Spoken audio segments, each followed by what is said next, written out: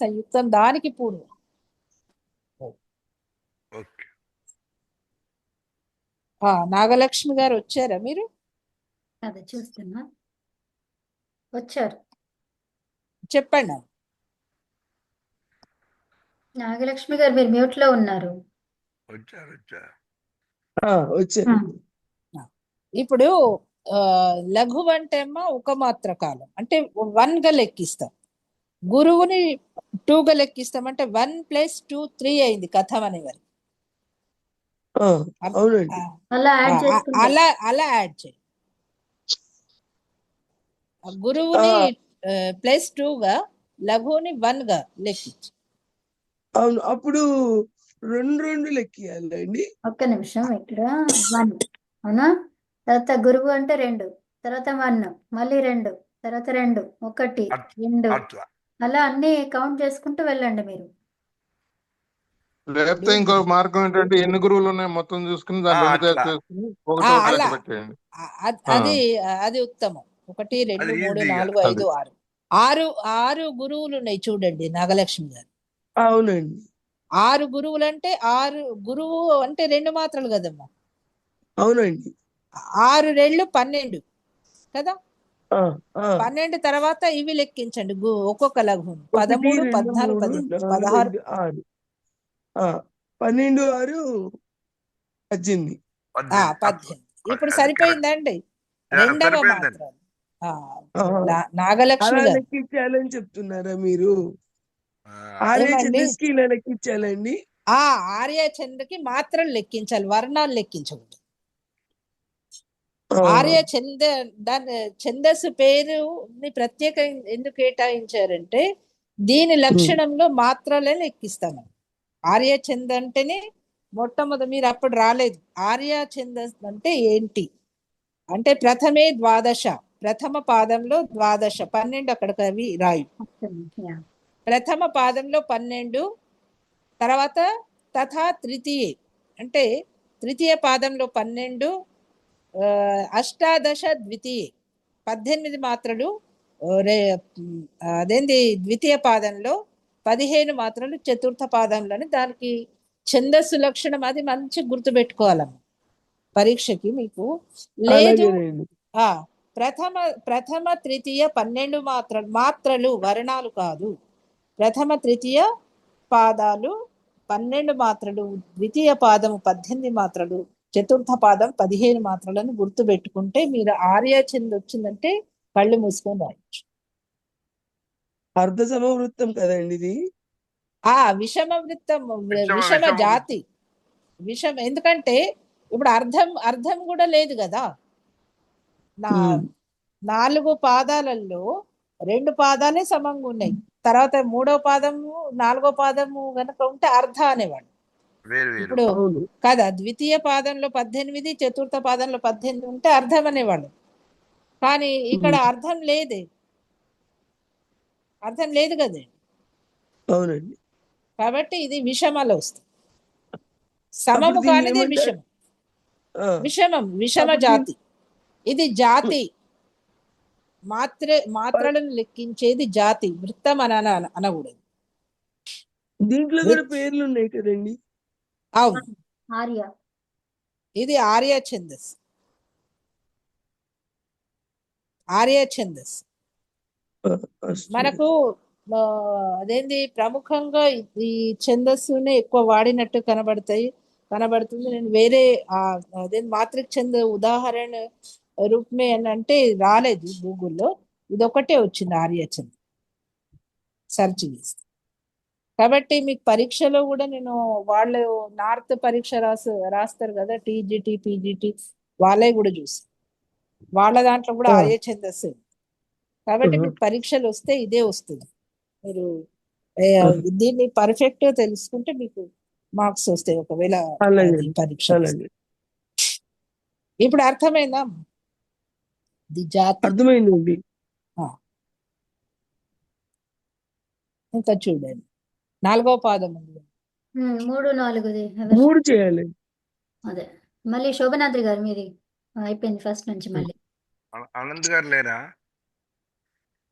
లేరు. ఓకే. చెప్తున్నానమ్మా. నేను చేయనండి. ఊ లఘువు, ఆ, టా లఘువు, జా గురువు, ఉమ్. అది ద్వా కదా, ద్వా గురువు, లఘువు, ఉమ్. లఘువు, ఏ ఏ అక్షరం లఘు? ఉత్తరం చెప్పాలా? రా లఘువు, ఓకే. వి లఘువు, ఉమ్. రు గురువు, ఉమ్. ఢం గురువు. ఇప్పుడు ఓకే. లెక్కించు. 2, 8, 9, 10, 12 అమ్మా. 12. 12 సరిపోయినాయండి. సరిపోయింది. సరిపోయింది. నీవార బలిం విలోకయతః. ముని గారు. అమ్మా. నీ గురువు, వా గురువు, ఉమ్. లా లఘువు, రా లఘువు, ఉమ్. బా లఘువు, ఉమ్. లిం గురువు, ఉమ్. వి లఘువు, ఉమ్. లో గురువు, ఉమ్. కా లఘువు, ఉమ్. యా లఘువు, ఉమ్. తా గురువు. తహ. తాహ. తహ. 1, 2, 3, 4, 5, 2, 10, 11, 12, 13, 14, 15 వచ్చిందా అండి? వచ్చిందమ్మా. వచ్చింది. అయితే ఈ ఛందస్సు మనం మహాకవి కాళిదాసులో కాకుండా భర్తృహరిలో ఇంకా వేరే కవులలో కూడా మనం చూస్తాం వాళ్ళ రచనలలో. ఇది మాత్రిక్ ఛందస్సు అంటారు. మాత్రిక్ ఛందస్సులో ఆర్య ఒక లక్షణం, ఆర్య ఛందస్సు ఒక లక్షణం, అలాంటి ఎన్నో ఉంటాయి. మనం ఈరోజు ఆర్య ఛందస్సు, మాత్రిక్ ఛందస్సులు తెలుసుకుందాం.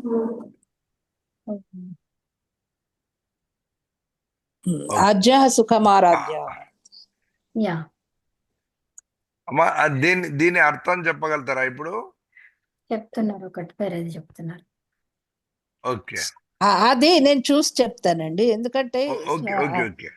అది కొంచెం తప్పు చెప్పినా అది మీ వరకు అదే ఫీడ్ అయి ఉంటది కాబట్టి చూసి చెప్తాను. సరే ఇదైతే అమ్మా. నేను చెప్తాను. అజ్య సుఖమారాధ్య సుఖతరమారాధ్యతే విశేషజ్ఞ జాన లవ దుర్విదగ్ధం బ్రహ్మాపి నరం నరం జయతి. ఇది ఒక శ్లోకం, ఎవరు మన భర్తృహరి రాసిన శ్లోకం. అర్థమైందా? ఓకే.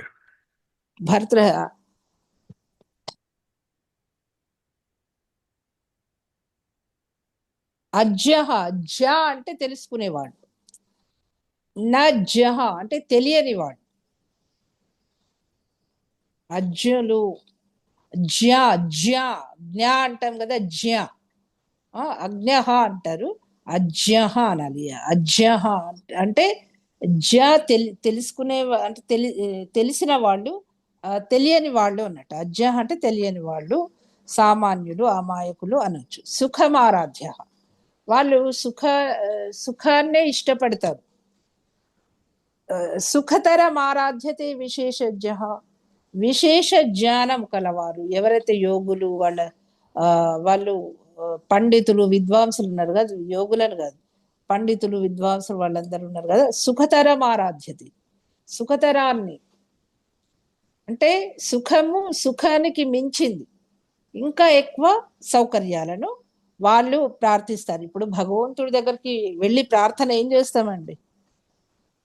అతని సాక్షాత్కారం కావాలని అనుకోమని, భగవంతుని సాక్షాత్కారం కావాలి, భగవంతుని దర్శించుకోవాలి కాదు, మన కోరికలను తీర్చమని మనం అక్కడికి వెళ్తాం కదా. అంతేనా? సుఖతరమారాధ్యతే విశేషజ్ఞ. పండితులు, విద్వాంసులు వాళ్ళకు కూడా తెలుసు, చివరికి అన్నమాచారి అంటారు కదా, అంతర్యామి అంతా రాస్తాడు, ఎన్నో వేల కీర్తనలు రాసి అంతర్యామి తనలో ఉన్న ఆ పరమాత్మ గురించి తను తెలుసుకుని, అంతర్యామి అలసితిని సొలసితిని, అప్పటికి అన్ని రకాలుగా పరమాత్మ గురించి ఆయన శోధన చేసి మొదటిగా శృంగార శతకము, తర్వాత వైరాగ్య శతకాలు ఎన్నో రాశాడు, ఆ కీర్తనలు ఎన్నో రాశాడు. భర్తృహరి కూడా అంతే. భర్తృహరి కూడా మొదటిగా శృంగార శతకాలు రాశాడు ఆయన. ఈయన కీర్తనలు రాశాడు. చివరికి ఏంటంటే అతను ఎక్కడో లేడు, మనలోనే ఉన్నాడు అని తెలుసుకున్న తర్వాత అప్పుడు గాని మనం ఆ సాక్షాత్కారం గురించి ప్రయత్నించాం. కానీ సామాన్యంగా విద్వత్త ఉన్నప్పటికీ కూడా మనం ఏం చేస్తాము, సుఖతరం, సుఖానికి మించిన ఏదైతే సౌలభ్యం ఉందో దాన్నే ఆరాధ్యత అంటే ప్రార్థిస్తారు, దాన్నే ఉపాసిస్తారు. జాన లవ దుర్విదగ్ధం అంటే ఇప్పుడు వాళ్ళ గురించి ఆ పరిస్థితి ఉంటే ఏ మాత్రము కూడా జ్ఞానం లేని వాళ్ళు ఏం చేస్తారు, ఏమీ కూడా చేయలేరు. కాబట్టి బ్రహ్మాపి నరం నరం జయతి. అలాంటి వాళ్ళకు బ్రహ్మ సాక్షాత్ ఆ పరమాత్ముడు కూడా ఏమీ కూడా వాళ్ళకు సుఖ పెట్టలేదు. అమ్మా రంజింప చేయలేడు అని చెప్పి రంజింప చేయలేడు అంటే వాళ్ళని ఆనందపరచలేడు. ఎందుకంటే ఆనందం ఉన్నా మనం తీసుకోమంటే ఎవరేం చేస్తారండి అక్కడ.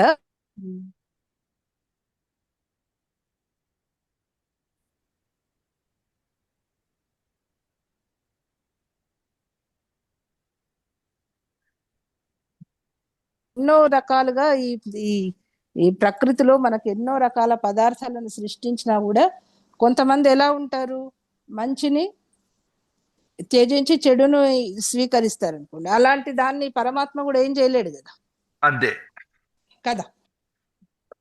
అయితే ఇక్కడ ఎందుకంటే ఆయన ఒక మహారాజుగా జన్మించి ఆయనకి వైరాగ్యం వచ్చిన తర్వాత ఆయన రాసిన శ్లోకాలు అన్నట్టు భర్తృహరి.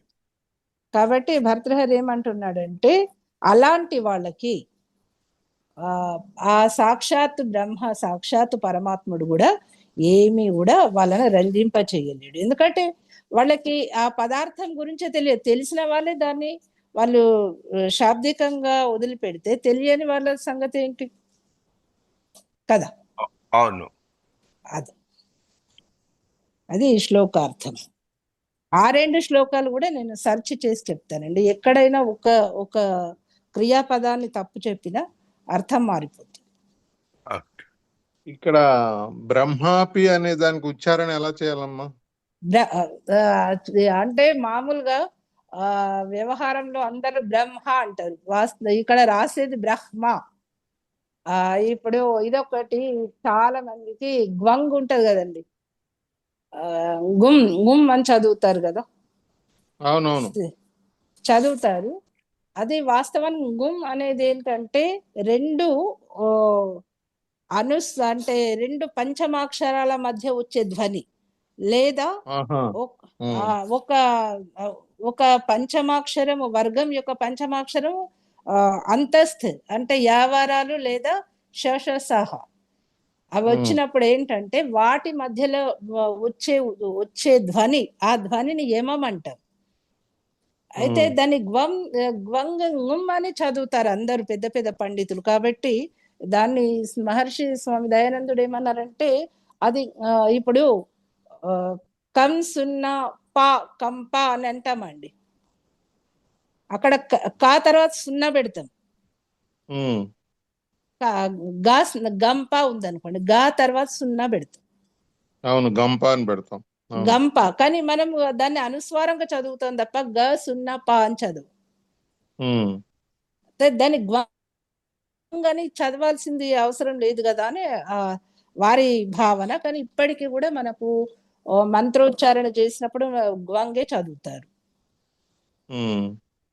అది వాస్తవానికి అది గ్వంగ్ అనేది ధ్వని, అనుస్వార ధ్వని. ఇప్పుడు ఎట్లా సున్నాని మనం అనుస్వారంగా చదువుతున్నాం కదండి, గ సున్నా పా అనడం లేదు, గంప అని చదువుతుంది. అలాగే ఇప్పుడు ఇక్కడ కొంతమంది సర్వం వైపూర్ణం అని చదువుతారు. మనకు వేద మంత్రాలలో కూడా మనకు మందిరాల్లో కానీ ఇంకా ఇక్కడ చదివిన స్వర స్వర సహితంగా చదివిన దాంట్లో కూడా గ్వంగ్ గ్వంగ్ అని చదువుతారు. గుమ్ అది వారి అభిప్రాయం. వాస్తవానికైతే అది ఒక ధ్వని. సున్నా ఎలాగో అది అది రెండు పంచమాక్షరాలంటే ఇప్పుడు మా నా ఉంది, సర్వం వైపూర్ణం ఉంది చూడండి, పూర్ణం నా తర్వాత మా నాకి మాకి పూర్ణ గుమ్ అని చదువుతారు. నా అనేది టవర్గం యొక్క పంచమాక్షరం. మకారం ఏంటి పవర్గం యొక్క, అంటే రెండు పంచమాక్షరాల మధ్య వచ్చిన ధ్వని దాన్ని ఎలా చదువుతాం? ఇప్పుడు ఏది కరెక్ట్ ఈ రెండిటి లోపల? మరి సర్వం రెండిట్లో వైపూర్ణ అంటే గమ్ చదవాలా, సర్వం వైపూర్ణం చదవాలా? నేనైతే సర్వం వైపూర్ణమే చదువుతాను. ఎందుకంటే ఓకే ఓకే అదే ఇప్పుడు చెప్తాను. గంప అంటే గా తర్వాత సున్నా పా అని ఎలా చదువమో నిమ్ సర్వం వైపూర్ణం, సర్వం వైపూర్ణం అని చదువుతారు చాలా మంది. అది వాళ్ళ అభిప్రాయం. ఇప్పుడు అంటారు చాలా మంది, జ్ఞానము కదా. ఉత్తర భారతంలో వెళ్తే జ్ఞాన్ అంటారు, జ్ఞాన్ పలుకుతారు వాళ్ళు. వాళ్ళు ఇప్పుడు అంతెందుకండి, అదేంటి షా ఉంది కదా, తాళవ్య శాంతి, శాంతి సరే శ్యా అంటారు. మనకు ఆంధ్ర వెళ్తే శాంతి అంటారు, శాంతి అంటారు. మళ్ళీ శోకంకు శోకం అంటారు, శోభ కదా. అని అంటే అది వాళ్ళ తప్పు కాదు, అక్కడ వాళ్ళు ఏ విధంగా ఉచ్చారణ నేర్పించారు నేను చెప్పాను ముందే. ఏంటంటే లోకల్ లాంగ్వేజ్ అక్కడ లోకల్ లాంగ్వేజ్ వాళ్ళు వాళ్ళ సౌకర్యార్థం ఎవరో చదివి ఉంటారు, దాన్ని ఎవరు ఫాలో అయ్యారో అదే విధంగా. చాలా మందికి అక్కడ అదే శ్యా అన్నప్పుడు ఏమైతే స య ఆ వస్తుంది, శాంతి అని. షా అన్నప్పుడు తాలు ఒకటే తగులుతుంది చూడు కదా. కొంతమంది ఈ ఓం ని హోమ్ అని చదవటం విన్నానమ్మా, వాళ్ళ ప్రాంతంలో అలా చదువుతారు, హోం అలా ఇప్పుడు పలుకుతున్నారు వాళ్ళు. అవును అంటే అ ఉ మ మూడు వర్ణాల కలయిక కదండి, ఏకాక్షరం. అవును, మూడు వర్ణాల కలయిక కాబట్టి మా నాన్నగారు అదే విధంగా ఎన్నిసార్లు చెప్పినా ఆయన ఓం అనేవారు కాదు, ఆయన మూడు అక్షరాల కలయికన వినిపించేది. అలా అయితే ఆ దోషం ఏంటంటే ఆయన ద్వారా ఎవరైతే నేర్చుకుంటారో వాళ్ళు ఆ దోషం చేస్తారు. అలా ఓం అని ఎట్లా కరెక్ట్ చదవాలి? ఓం ప్లుతాక్షరం కదండి, అంతే, ప్లుతం కదా. అవునవును, దీర్ఘం కంటే ఒక మాత్ర కాలం, దాన్ని మనము ప్లుతం కంటే కూడా ప్రింట్ చేసేటప్పుడు కూడా 3 అని రాస్తున్నారు, అది ప్లుతాన్ని గుర్తుపెట్టేదానికి ప్లుతం కదండి, ప్లుతం కదా. అందుకని వాళ్ళు 3 అంకె వేస్తారు అక్కడ. 3 అంకె ఎందుకంటే ఓం ఓం అని అనడానికి లేదు, ఓం. అవునవును కదా. ఈరోజు చాలా విషయాలు తెలిసినాయి అమ్మా, చాలా విషయాలు. ఇంకా ఈ రోజు మనకు మాత్రిక నాగలక్ష్మి గారు మాత్రిక ఛంద్, ఇది మీకు పరీక్షలు ఉపయోగపడుతుంది. మీరు ఇంకా ఛందస్సులో ఇంకేమైనా, ఎందుకంటే మీరు పరీక్ష దగ్గరలో ఉంది కాబట్టి మీరు ఇంకా కొన్ని ఏమైనా ఉంటే చూసి పెట్టుకోండి, నాకు మధ్యాహ్నం చేయండి. ఎన్ని గంటలు చేయమంటారండి? మధ్యాహ్నం 11 తర్వాత. ఈ శ్లోకం నాకు ఆర్యలో దొరకలేదండి, ఇప్పుడు వెతికాను. ఇప్పుడు సరే, నేను మీకు ప్రత్యేక తరగతిలో చెప్తాను. వేరే శ్లోకాలు ఉన్నాయి ఆర్యలో, అవి పెట్టండి మీరు నాకు స్క్రీన్ లో. సరేనండి, సరే. ఇంకా వేరే వాళ్ళ సందేహాలు ఉన్నాయి? ఇప్పుడు ఒక్కటి చూడండి, ఫస్ట్ శ్లోకంలో ఇందాక ఆర్య ఛందస్కి 12, 18, 12, 15 వచ్చినాయి. అలా అంటే మనం ఆర్య శ్లోకము అని గుర్తుపెట్టడానికి అలా తేడాగా ఉంటాయండి మొత్తం. అవును మనకు పాదాంతే యతిలో మీకు ఎగుడు దిగుడుగా ఉన్నాయి అని అనుకుంటే అది పుష్పితాగ్రణ లేదా ఆర్యచంద చూసుకుందాం. పుష్పితాగ్ర వియోగిని అవి ఉన్నాయి కదా, ఎగుడు దిగుడుగా. ఇప్పుడు సమవృత్తంలో ఏముంటాయి, 4 పాదాలు సమంగానే ఉంటాయి కదా. అవును. 4 పాదాలు సమంగా లేనప్పుడు మనకు అది విడదీయడం తెలియాలి. విడదీయడం తెలిస్తే ఏంటంటే 4 పాదాలు సమంగా మనం రాసుకుంటాం. అర్థమైందమ్మా? 4 పాదాలు సమంగా రాసినప్పుడు మనం గురువు లఘువులు చేసేయాలి. చేసిన తర్వాత మనకు ఎగుడు దిగుడుగా కనిపించాయి. ఇప్పుడు చూడండి, ఇక్కడ 12, 18 ఉన్న అజ్ఞః సుఖమారాధ్య చిన్నగా కనబడుతుంది అది పాదం కదా. తర్వాత సుఖతరం ఆరాధ్యతే విశేష చాలా పెద్దగా కనబడుతుంది. అక్కడే మనకు అర్థమైతుంది ఇది సమవృత్తం కాదు. మిగతా వాళ్ళు కూడా వింటున్నారా అండి? అవును. పరీక్ష లేకపోయినా కూడా మనకు తెలుసుకునే టెక్నిక్ ఏంటంటే అజ్ఞః సుఖమారాధ్య అన్నప్పుడు అది చిన్నగా కనబడుతుంది ఆ పాదం. సుఖతరం ఆరాధ్యతే విశేషజ్ఞ, ఈ పాదము పెద్దగా కనబడుతుంది. పెద్దగా, అవును, పెద్దగా కనబడుతుంది. అయితే ఇది ఒక అంటే క్లూ మనకు తెలుసుకోవడానికి. జాన లవ దుర్విదగ్ధం, ఇది చిన్నగానే కనబడుతుంది. బ్రహ్మాపి నరం నరం అయితే ఇది పెద్దగా కనబడుతుంది. అంటే ఎగుడు దిగుడుగా ఉన్నాయి, సమంగా కనబడడం లేదంటే ఇదేంటి సమవృత్తం కాదనేది మనకు స్పష్టమైంది. ఇక గురువు లఘువులు చేయాలి. గురువు లఘువులు చేసిన తర్వాత మనకు అది గురువు లఘువులు కూడా ఒకటి. ఇప్పుడు మనకు అర్ధ సమవృత్తంలో ఏంటి, 1, 3 పాదాలు ఒక రకంగా, 2, 4 పాదాలు ఒక రకంగా. ఇప్పుడు తెలుసుకోవాలి, ఎందుకంటే శ్లోకాలు అన్ని ఒకే రకంగా కనబడతాయి మనకు కదా. ఇప్పుడు అనుష్ఠుప్ ఛందులో కూడా దాదాపు మనకు ఇంతే వరుస కనబడుతుంది. అది అనుష్ఠుప, అది ఆర్యాన మనకు తెలియాలంటే ముందు మనం పద విభాగం చేసుకోవాలి. ఏదైనా ఇప్పుడు ధర్మక్షేత్రే కురుక్షేత్రే సమవేత యుత్సవ అంటే మనము ఎట్లా పాదాలను విడదీయడం మనకు తెలియాలి. పాదాలను విడదీయడం తెలిస్తే అప్పుడు ఏం చేస్తాం, మనం గురువు లఘువులు వేస్తాం. గురువు లఘువులు వేసినప్పుడు మనకు అన్ని సమంగా, అనుష్ఠుప్లో సమంగా వస్తాయి. ప్రతి పాదానికి 8 వర్ణాలు ఉంటాయి, సమంగా ఉంటాయి కాబట్టి అది సమవృత్తం అనుకుంటాం. 8 వర్ణాలు ఉన్నాయి కాబట్టి. అయితే ఇప్పుడు ఈ 2 వరుసలలోనే వస్తాయి అవి. అనుష్ఠుప్ ఛందం కూడా 2 వరుసలు వస్తాయి కదా.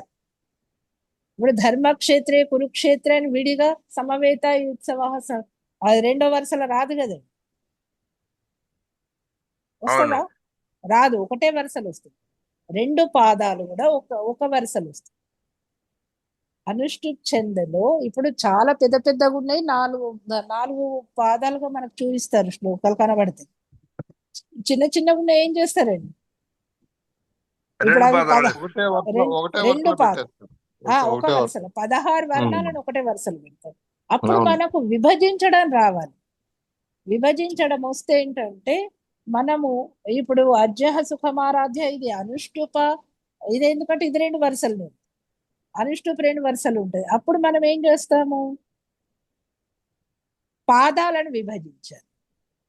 పాదాలను విభజించినప్పుడు మనకు అప్పుడు దాని స్ట్రక్చర్ అర్థమవుతుంది. ఎప్పుడైతే మనకు 1, 2 పాదాలని స్పష్టమైపోతుంది కదండి. ఒక దాంట్లో 12 అది మాత్రలా లేకపోతే వర్ణాల, అది తెలుసుకోవాలంటే గణ విభజన చేసి చూడండి. మొదట్లో 2 ఉంటుంది, 3 కంటే తక్కువ గణ విభజన ఉండదు కదా. అవును. ఇప్పుడు అనుష్ఠుప్ ఛందకు మనం గణ విభజన చేయం చూడండి. చేస్తామా? వర్ణాలు లెక్క పెడతాం. వర్ణాలు లెక్క పెడతాం, అక్కడ గణ విభజన చెయ్యం కదా. అవును. అంటే ఇప్పుడు ఏంటి, గణ విభజన చెయ్యగలిగినప్పుడే మనము 4 పాదాలు విడివిడిగా ఉంటాయి. వాటిది స్ట్రక్చర్ వేరే ఉంది. 2 పాదాల దగ్గర వస్తుంది ప్రశ్న. 2 వరుసలు 4 పాదాలు ఉండి 2 వరుసలు ఉన్నప్పుడే వస్తుంది కదా నాగలక్ష్మి గారు. అమ్మా నాగలక్ష్మి ఇది గారు 4 పాదాలని 2 వరుసల్లో రాయటం అనేది సరైన పద్ధత, లేకపోతే 4 ఏ పదానికి ఆ పదం రాయటం సరైన పద్ధత? ఏ పాదానికి ఆ పాదం రాయొచ్చు, కానీ బృహత్ అంటే విశాలమైతుందన్న ఉద్దేశంతో రాసి ఉంటారు వాళ్ళు. ఎందుకంటే ఇప్పుడు అనుష్ఠుప్ ఎందుకంటే ఛందస్సులో ఇప్పుడు ఈ సంస్కృత గ్రంథాలు రామాయణం గాని, తర్వాత ఈ ఈ భాగవతం, భారతం వీళ్ళంతా కూడా 2 పాదాలను ఒకటే వరుసలో ప్రింట్ చేస్తున్నారు. అవును, అది తర్వాత. ఇప్పుడు ఇది చూడండి, మూలం ఏదో ఉంటది, తర్వాత వాళ్ళ సౌకర్యార్థం, వాళ్ళ సౌలభ్యం కొరకు చేసే పనులు ఇవన్నీ. ఎందుకంటే వాళ్ళ సౌలభ్యం కోసం 4గా అంతే చేస్తున్నారు, కానీ మామూలుగా అంతే 2 వరుసలు అనేది పూర్వం నుంచి వచ్చింది. అవును. నాలుగు పాదాలంటే 4 పాదాలుగా చూపించాల్సింది. కాకపోతే వాళ్ళ సౌలభ్యం కొరకు ఆ, పుస్తక ఆ, పుస్తకాన్ని సంక్షిప్తం చేయడానికి ఎన్నో ఉంటాయి దాన్ని. ఇప్పుడు చిన్న పుస్తకం మనకు భగవద్గీత ఎంత ఉంటుంది, చాలా చిన్నగా ఉంటుంది ఆ చిన్న కదా, చిన్న మన చేతిలో ఎక్కడికైనా తీసే ప్యాకెట్లు పట్టే పుస్తకం. మేము చిన్నగా ఉన్నప్పుడు చదివినప్పుడు అవే ఇచ్చేవి. ఉన్నాను మహోదయ్. అయితే ఇప్పుడు మీకు 4 పాదాలు ఉన్న దగ్గర సమస్య లేదు. 4 పాదాలు ఉన్నప్పుడు ఆ వర్ణిక్ చందులో మీరు చూస్తున్నారు. కానీ ఇప్పుడు 2 పాదాలు, 2 వరుసలు, 4 పాదాలు ఉండి 2 వరుసల్లో రాసినప్పుడే మీకు కాస్త సందేహం కదా. మొన్న మన క్వశ్చన్ పేపర్ లో కూడా ఉంది కదండి. ఆ, ఎందుకంటే క్వశ్చన్ పేపర్ లో కూడా మీకు రెండు వరుసలలోనే ఇస్తారు వాళ్ళు. కలిపి ఇచ్చారు, మీరు అదే అన్నారు. కలిపి ఇచ్చారు. అది మనము గురువులు లఘువు లెక్కించిన తర్వాత అది మనకు సులభం గుర్తించడం. అర్థమైందా? అర్థమైందండి. ఎందుకంటే ఇప్పుడు 57 ఉన్నాయి దీంట్లో వర్ణాలు. అంటే 57 వర్ణాలు మనకు వర్ణాలనైనా కౌంట్ చేసుకోవాలి. 57 వర్ణాలు మాత్రలు ఉన్నాయంటే అది మాత్రిక్ ఛంద్. 50 మాత్రిక్ కాదు, ఆర్య ఛంద్ అని 57 మాత్రలు, 57 వర్ణాలు కాదు. కవిత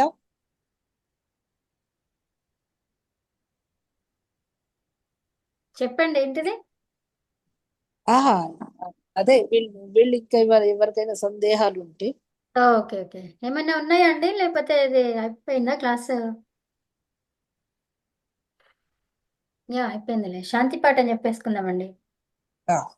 అది అర్థం కంప్లీట్ గా అవ్వలేదు. అయిపోయింది. ఏది అర్థం కాలేదు? ఏది అర్థం కాలేదా? ఆ భావార్థం నేను మళ్ళీ చెప్తానమ్మా. వాటి రెండింటి అర్థాలు నేను మళ్ళీ చెప్తాను, చూసి. సరేనా? సరే. చెప్పిన ఒక శ్లోకంది కంప్లీట్ అయింది ఝాన్సీ. అదే ఆ ఒక్క శ్లోకమే అవునవును, అయిపోలేదు అనుకున్నా నేను. అదే అది అయిపోయిందండి. అంటే అది అయిపోయింది. సరే, శాంతి పాఠం చెప్పండి. ఓం సర్వే భవంతు సుఖినః, సర్వే సంతు నిరామయాః, సర్వే భద్రాని పశ్యంతు మా కచ్చిద్ దుఃఖభాగ్ భవేత్. ఓం శాంతి శాంతి శాంతి. సర్వేభ్యో నమః. అందరూ నమః. సర్వేభ్యో నమః. సర్వేషాం మంగళం భవతు. శుభం. ధన్యవాదం అమ్మా. శుభం. ధన్యవాదాలు.